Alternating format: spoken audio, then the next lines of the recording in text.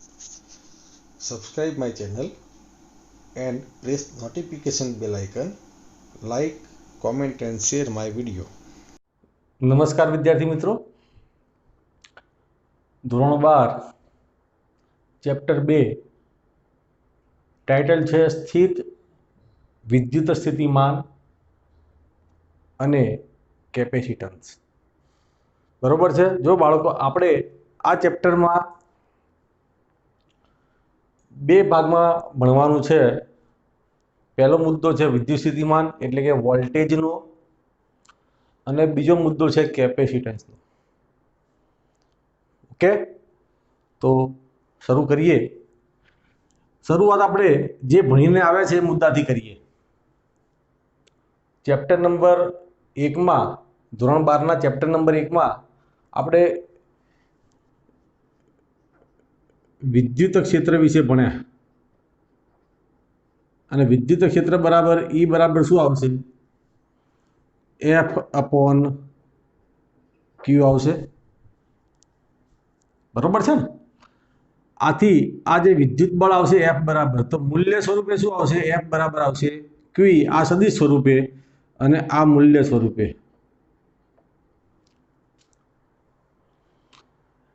Chapter number 1માં આપણે ફક્ત ને ફક્ત વિદ્યુત ભાર સ્થિર હોય તો એની લાક્ષણિકતાઓ, એનું વર્તન કેવું હોય એ ચર્ચા કરી.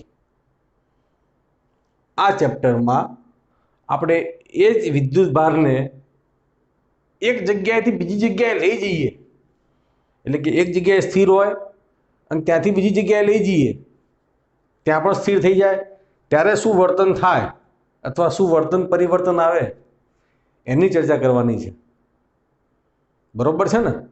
ચેપ્ટર નંબર 3માં એ જ વિદ્યુત ભારને તમારે ગતિ કરાવવાની છે. બરોબર છે ને? તો આ ચેપ્ટરમાં તમારે વિદ્યુત ભારને સ્થાનાંતર કરાવવાનું છે. હવે કન્સેપ્ટ જો, કન્સેપ્ટ અગત્યનો છે. આ કન્સેપ્ટ F બરાબર QE એટલે કે આ છે વિદ્યુત બળ, અને બળ બરાબર વિદ્યુત ભાર ગુણ્યા વિદ્યુત ક્ષેત્ર. આ જે Q હતો, જો Q નું મૂલ્ય હું 1 એકમ લઈ લઉં, Q નું મૂલ્ય 1 એકમ લઈ લઉં, તો આ જે બળ જે છે એ કોના બરાબર થઈ જાય? વિદ્યુત ક્ષેત્ર બરાબર થઈ જાય. ચલો, આ મુદ્દો નંબર 1. 1 એકમનો મતલબ થઈ ગયો 1 કુલમ્બ. 1 એકમનો મતલબ થઈ ગયો 1 કુલમ્બ. તો F બરાબર E આવે. ઓકે, તો આ વિદ્યુત ભાર છે બિંદુ A ઉપર, જેનું મૂલ્ય છે 1 કુલમ્બ. એને મારે ગતિ કરાવીને બિંદુ B ઉપર લઈ જવો છે. બરોબર છે ને? તો આ બિંદુ B ઉપર હું લઈ ગયો, તો સ્વાભાવિક છે કે એને કરેલું સ્થાનાંતરને આપણે શું કહીએ? R કહીએ. એને કરેલા સ્થાનાંતરને આપણે શું કહીએ? R. તો આ વિદ્યુત ભાર પર કેટલું કાર્ય થયું છે? તો કાર્ય બરાબર બળ ગુણ્યા સ્થાનાંતર થયું હશે. કાર્ય બરાબર બળ ગુણ્યા સ્થાનાંતર થયું હશે. હવે આ બળ બરાબર શું? તો વિદ્યુત ભાર તો 1 કુલમ્બ છે, ધ્યાન રાખજો. આથી બળ બરાબર આવશે ER. ખાસ ધ્યાન રાખજો. ઓકે, હવે આપણે જાણીએ છીએ કે બળ બરાબર, તો સદિશ સ્વરૂપે લખવું હોય તો શું આવે? E ડોટ R લખી શકાય.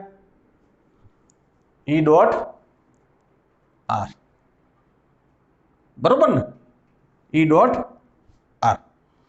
હવે આ તો મોટું સ્થાનાંતર થયું. જો મારે સૂક્ષ્મ સ્થાનાંતર કરવું હોય, બરોબર ને, સૂક્ષ્મ સ્થાનાંતર કરવું હોય તો પછી કાર્ય પણ કેવું થઈ જશે? સૂક્ષ્મ થઈ જશે. dw બરાબર શું આવશે? E dot dr. એટલે કે અહીંથી સૂક્ષ્મ સ્થાનાંતર કર્યું, પછી સૂક્ષ્મ સ્થાનાંતર કર્યું, પછી સૂક્ષ્મ સ્થાનાંતર કર્યું, અને આવા સૂક્ષ્મ સ્થાનાંતર કરતો કરતો ક્યાં સુધી પહોંચ્યો? બિંદુ એ થી બિંદુ બી સુધી વિદ્યુતભાર પહોંચ્યો. તો કુલ કાર્ય લેવું હોય તો શું કરવું પડે મારે? આ સમીકરણ જે છે એનું શું લેવું પડે? સંકલન લેવું પડે. આથી કાર્ય બરાબર મળશે. ક્યાંથી જઈએ છીએ આપણે? એ થી ક્યાં સુધી જઈએ છીએ? બી સુધી. અને dw ની જગ્યાએ શું મૂકવાનું? ઈ ડોટ dr. તો આપણને એક અગત્યનું સૂત્ર મળ્યું, w બરાબર સંકલનમાં ઈ ડોટ dr. સંકલનની લિમિટ આવશે એ થી બી. તો આ અગત્યનું સૂત્ર આપણને મળ્યું. આ સૂત્રના આધારે જ તમારે આગળનું ચેપ્ટર ભણવાનું છે. બરોબર છે? આ સૂત્રના આધારે જ આગળનું ચેપ્ટર ભણવાનું છે. તો w બરાબર a to B E dot dr એ હકીકતમાં શું છે? તો આ ક્યાંથી આવ્યું? અહીંથી આવ્યું. એકમ વિદ્યુત ભારને બિંદુ એ થી બિંદુ બી સુધી લઈ જવા માટે કરવા પડતા કાર્યનું સૂત્ર છે. તો હવે પછી બિંદુ એ થી બિંદુ બી સુધી જે વિદ્યુતભારને લઈ જવાનું છે એના માટે કરવું પડતું જે કાર્ય છે એ કાર્યને આપણે આ રીતે દર્શાવીશું. બરોબર છે? તો આ આપણો મુખ્ય કન્સેપ્ટ હતો. બરોબર છે? શરૂઆત આપણે કરીએ ચેપ્ટરની.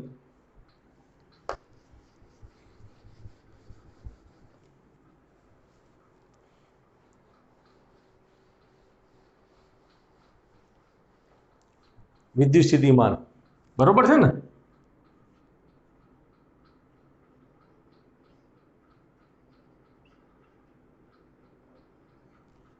આને ઘણી વાર સ્થિત વિદ્યુત સ્થિતિમાન પણ બોલાય છે. નોર્મલ ભાષામાં આપણે વોલ્ટેજ કહીએ છીએ. બરોબર? એની સંજ્ઞા વી. ઓકે? તો જુઓ, વ્યાખ્યાયિત આ રીતે કરાય કે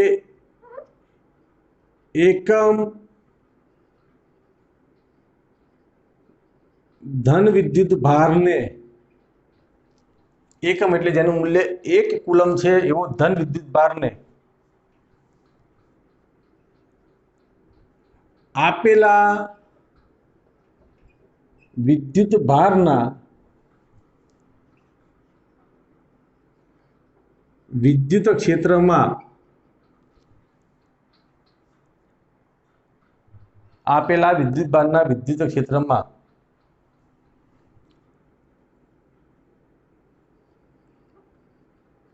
એક બિંદુથી બીજા બિંદુ સુધી લઈ જવા માટે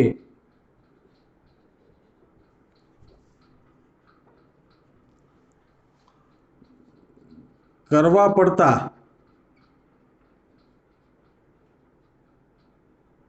કાર્યના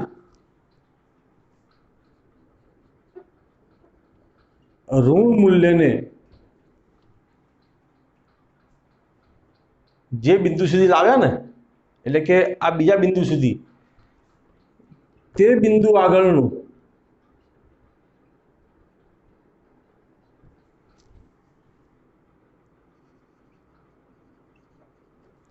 આપેલા વિદ્યુત ભારનું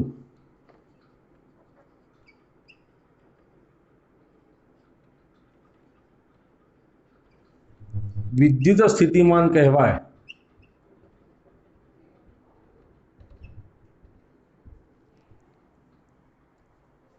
વ્યાખ્યા તમને અટપટી લાગશે, 5 મિનિટમાં તમે સમજી જશો.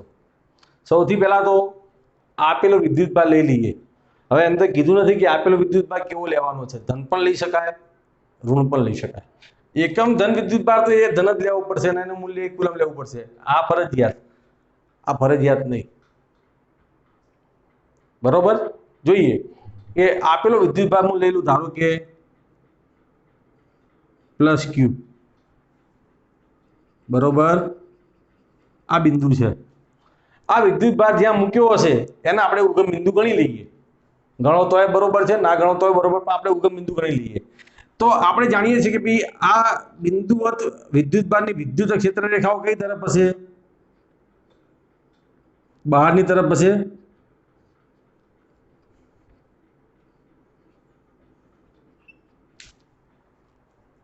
બરોબર ને? તો આપેલા વિદ્યુત ભારના વિદ્યુત ક્ષેત્રમાં હવે આ વિદ્યુત ક્ષેત્ર રેખાઓ બહાર તરફ હશે। ઋણ લીધો હોત તો કઈ તરફ હોત? અંદર તરફ હોત। બીજો કોઈ પ્રશ્ન ના થાત। આપણે ધન વિદ્યુત ભાર લીધો છે, બહાર તરફ લઈએ। હવે હું તમને સરળતા પડે એટલા માટે હું ફક્ત એક જ વિદ્યુત ક્ષેત્ર રેખા બતાવું, તમને ખબર પડે એટલા માટે। તમારે ઇમેજિનેશન કરી દેવાનું છે કે આવું દરેક જગ્યાએ આવું હશે।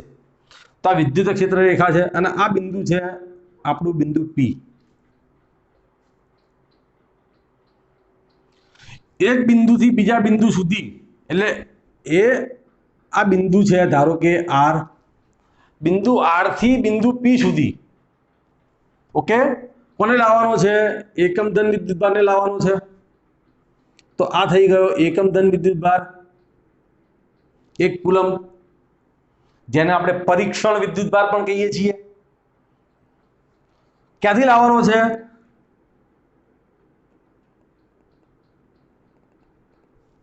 બિંદુ આર થી બિંદુ પી સુધી લાવવાનો છે। ચલો મુદ્દો નંબર 1, આ ધન વિદ્યુત ભાર છે અને પરીક્ષણ વિદ્યુત ભાર ધન છે, એટલે આ પરીક્ષણ વિદ્યુત ભાર ઉપર પ્લસ ક્યુ વિદ્યુત ભાર જે છે એ અપાકર્ષી બળ લગાડતો હશે। આપણે આ અપાકર્ષી બળ લાગે છે ને, એ અપાકર્ષી બળની વિરુદ્ધમાં આપણે એને લઈ જવાનો છે, એટલા માટે કાર્યનું મૂલ્ય શું આવશે? ઋણ આવશે।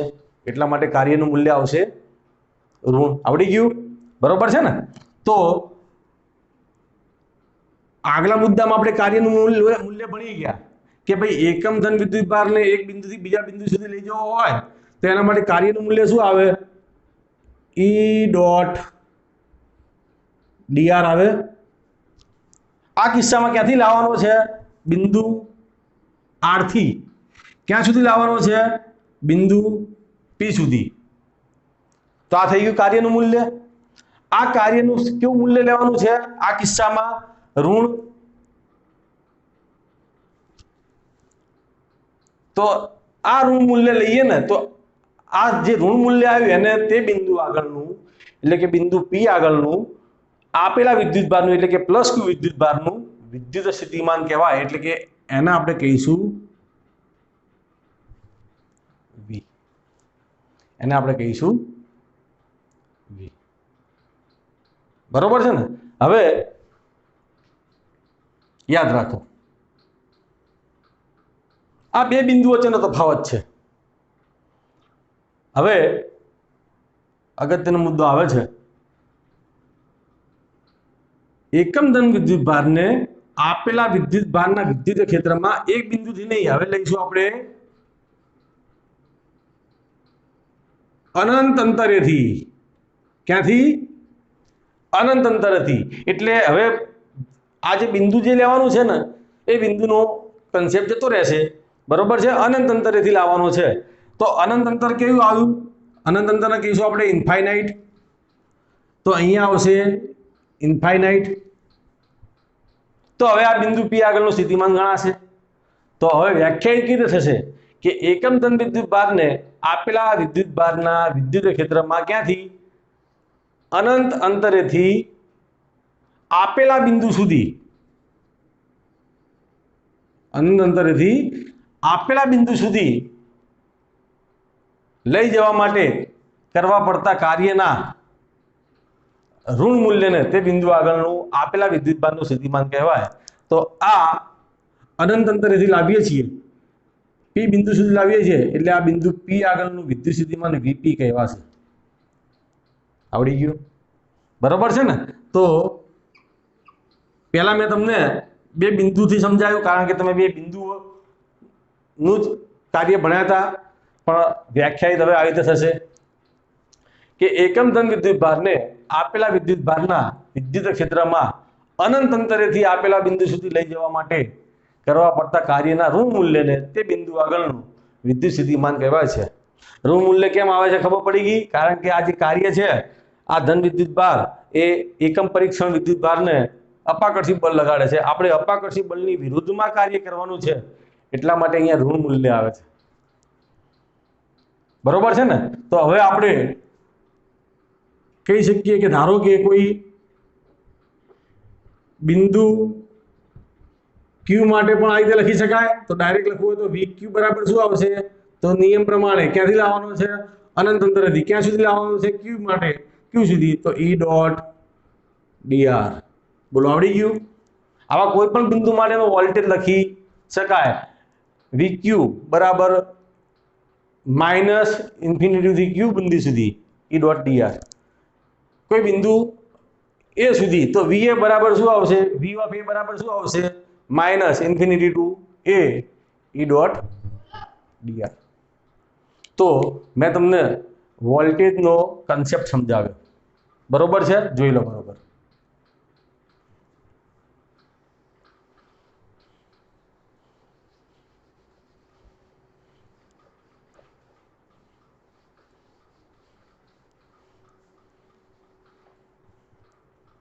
ઓકે. તો હવે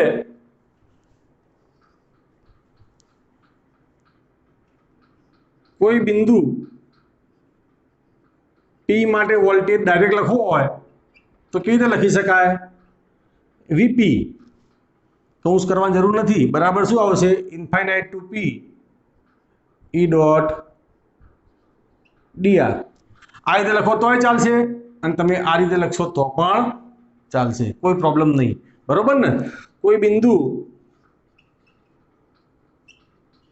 Q માટે વોલ્ટેજ, તો VQ બરાબર શું આવશે? માઇનસ ઇન્ફાઇનાઇટ ટુ Q અને E ડોટ dr. આ ઘણા બધા બિંદુ લખી શકાય. આ દરેક બિંદુ આગળના વોલ્ટેજને કહેવાશે નિરપેક્ષ મૂલ્ય. આ બધા શું છે? નિરપેક્ષ મૂલ્ય છે. એટલે કે એના જે તે બિંદુ આગળના વોલ્ટેજના મૂલ્ય છે. ખાસ મુદ્દો ધ્યાનમાં રાખજો, અગત્યનો કન્સેપ્ટ, કે વોલ્ટેજનું નિરપેક્ષ મૂલ્ય મહત્વનું નથી. વોલ્ટેજનો તફાવત મહત્વનો છે. વોલ્ટેજનો તફાવત મહત્વનો છે. તો એનો મતલબ કે આ બંનેનો તફાવત લઈએ તો જ એ કામમાં આવશે. બરોબર છે ને? ઓકે. તો હું અહીંયા લઉં છું કે VP માઇનસ VQ લઉં છું. બરોબર ને?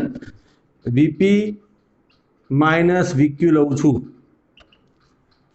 તો સૌથી પહેલા શું કરીશ? VP ની કિંમત મૂકી દઈશ, એટલે કે minus infinity to P E dot dr. આ પહેલી કિંમત મૂકી, ચલો માઇનસ એમ ના એમ. બીજી કિંમત મૂકીશ તો માઇનસ માઇનસ થઈ જશે, plus infinity to Q E dot dr. Okay. હવે જુઓ આપણે શું કરીએ. આપણે આની લિમિટ બદલી નાખીએ, અથવા આની લિમિટ બદલી નાખીએ. તો આ લિમિટ બદલું તો જો નીચલી સીમાને ઉપર લઈ જવું, ઉપલી સીમા નીચે લઈ જવું, તો આ ઋણ હશે તો ધન થશે, ધન હશે તો ઋણ થશે. બરોબર ને? તો અહીંયા હું લખ્યું છું P ટુ ઇન્ફિનિટી, તો માઇનસ થઈ જશે, માઇનસ માઇનસ થશે પ્લસ E ડોટ dr વત્તા આ તો પદ એમનું એમ infinity to Q E dot dr. બરોબર છે? ઓકે. તો જોઈએ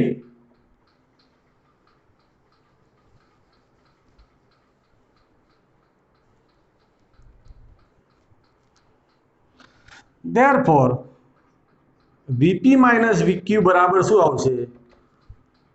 તો ચલો પહેલા સંકલનની ઉપલી સીમા અને બીજા સંકલનની નીચલી સીમા જો એક જ હોય તો સંકલન સળંગ થઈ જાય, એટલે સંકલન આવશે P ટુ Q. બરોબર છે ને? ઓકે,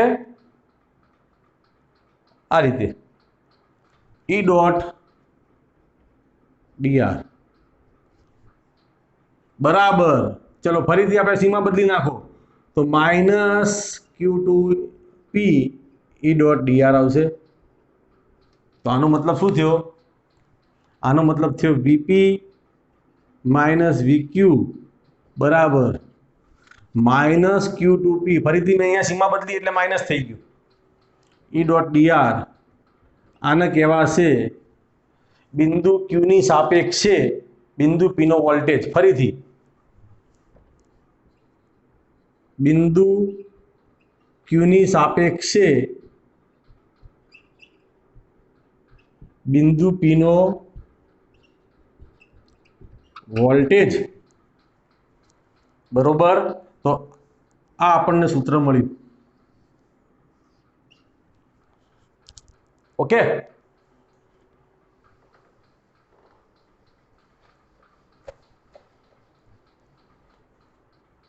આ જ રીતે લખવું હોય બિંદુ A ની સાપેક્ષે બિંદુ B નો વોલ્ટેજ, આવું લખવું હોય તો કોની સાપેક્ષે? A ની સાપેક્ષે. કોનો વોલ્ટેજ? B નો વોલ્ટેજ. તો અહીંયા શું આવશે? VB માઇનસ VA આવશે બરાબર માઇનસ ક્યાંથી આવશે? તો પાછલો જે વોલ્ટેજ છે નીચલી સીમા આવશે A થી B E ડોટ dr. આવડી ગયું? ઓકે, તો આ તો વોલ્ટેજનો કન્સેપ્ટ. બરોબર છે, જોઈ લો.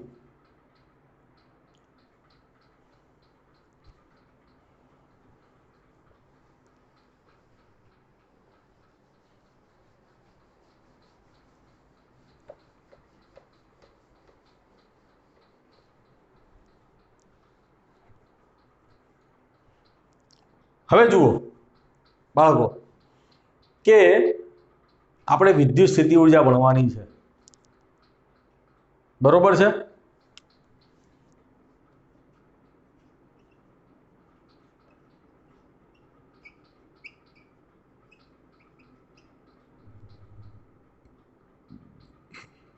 એને આપણે કહીશું U. તો જે આગળનો ભાગ ભણ્યા ને વોલ્ટેજનો, સેમ ટુ સેમ કોપી છે. વોલ્ટેજના ભાગમાં હું ફરીથી વ્યાખ્યા બોલું છું કે એકમ ધન વિદ્યુત ભારને આપેલા વિદ્યુત ભારના વિદ્યુત ક્ષેત્રમાં અનંત અંતરેથી આપેલા બિંદુ P સુધી લાવવા માટે કરવા પડતા કાર્યના ઋણ મૂલ્યને તે વિદ્યુત ભારનો તે બિંદુ આગળનો વોલ્ટેજ કહેવાય. ઓકે, હવે એ વ્યાખ્યામાં તમારે ફક્ત એક જ શબ્દ ચેન્જ કરવાનો છે કે જે એકમ ધન વિદ્યુત ભાર હતો એની જગ્યાએ આપેલા વિદ્યુત ભાર સ્મોલ q ને, બાકી બધું જ એનું એ. બરોબર છે ને? એટલે શું થશે અહીંયા કે આપેલા વિદ્યુત ભાર, હવે એનું મૂલ્ય એક એકમ નથી એટલે એને આપણે કહીએ સ્મોલ q ને, બરોબર ને? વિદ્યુત અથવા તો વિદ્યુત ભાર સ્મોલ q ને આપેલા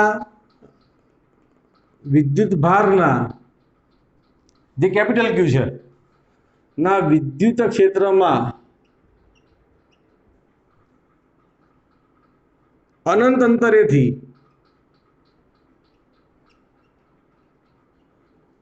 આપેલા બિંદુ સુધી લાવવા માટે કરવા પડતા કાર્યના ઋણ મૂલ્યને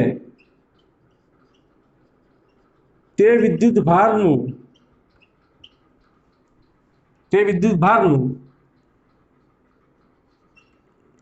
તે બિંદુ આગળની વિદ્યુત સ્થિતિ ઉર્જા કહેવાય, તે બિંદુ આગળની વિદ્યુત સ્થિતિ ઉર્જા કહેવાય. બરોબર છે. અહીંયા જો શું ફેર પડે છે, જે કાર્ય હતું એ કાર્ય કોના માટે લેતા હતા આપણે? એ કાર્ય ફક્ત ને ફક્ત એકમ ધન વિદ્યુત માટે લેતા હતા. એટલે અહીંયા આ જે વોલ્ટેજ છે એ વોલ્ટેજ બરાબર શું આવતો હતો? E ડોટ dr આવતો હતો.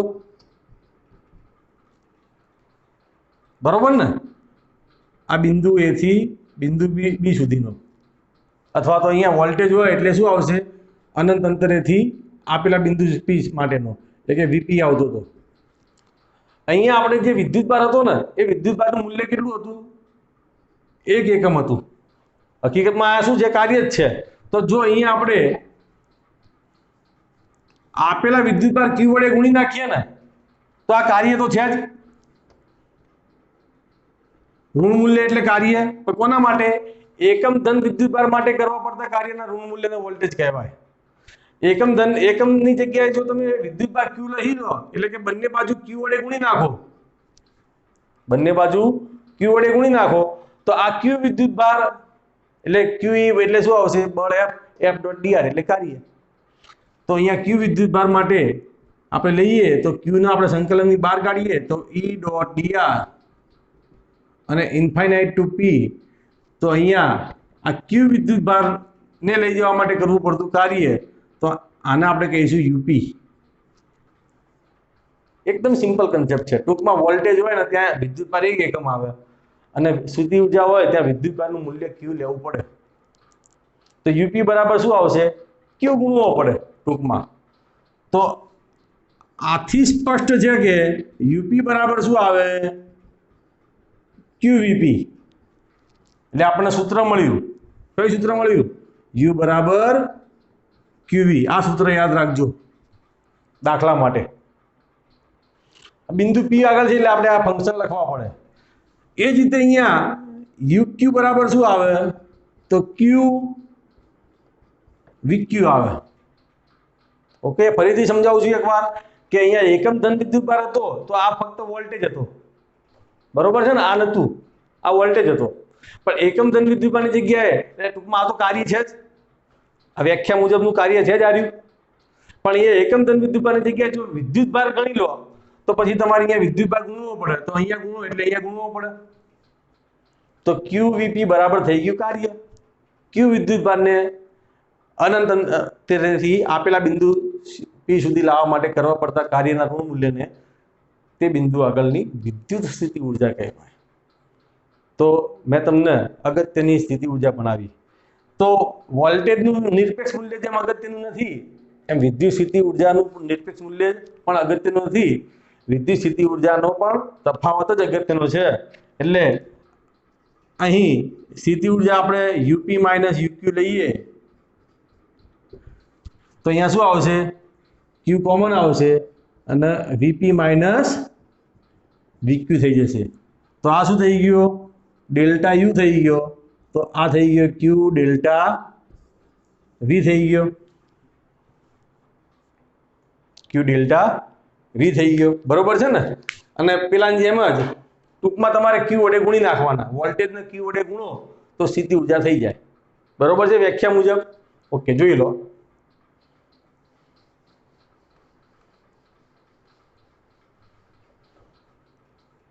હવે જેમ આપણે વોલ્ટેજ માટે સૂત્ર લખ્યા હતા એ રીતે સ્થિતિ ઉર્જા માટે પણ લખીએ કે UP માઇનસ UQ એટલે કે બિંદુ Q ની સાપેક્ષે બિંદુ P ની સ્થિતિ ઉર્જા લખવી હોય તો શું આવશે? માઇનસ Q ગુણવા પડશે. અને ક્યાંથી આવશે? પાછલી લિમિટ Q થી P સુધી અને E ડોટ dr. ટૂંકમાં બાળકો તમારે શું કરવાનું છે? આ જે Q હશે ને એ Q નો એમ અને VP માઇનસ VQ ઓલરેડી મેં તમને આગળ સૂત્ર શીખવાડ્યું જ છે, એ મૂકી દેવાનું. થઈ ગયું? તો આને કહેવાય Q ની સાપેક્ષે P ની સ્થિતિ ઉર્જા. બરોબર છે? તો મેં તમને વિદ્યુત સ્થિતિમાન અને વિદ્યુત સ્થિતિ ઉર્જા બંનેના સૂત્રો અને બંનેના કન્સેપ્ટો એકદમ સહેલી રીતે ભણાવ્યા. બરોબર છે? ઓકે, તો આ તૈયાર કરજો અને જેટલી મહેનત જાતે કરશો સેલ્ફ સ્ટડી એટલું જ તમે આગળ આવશો. ક્લિયર? Thank you.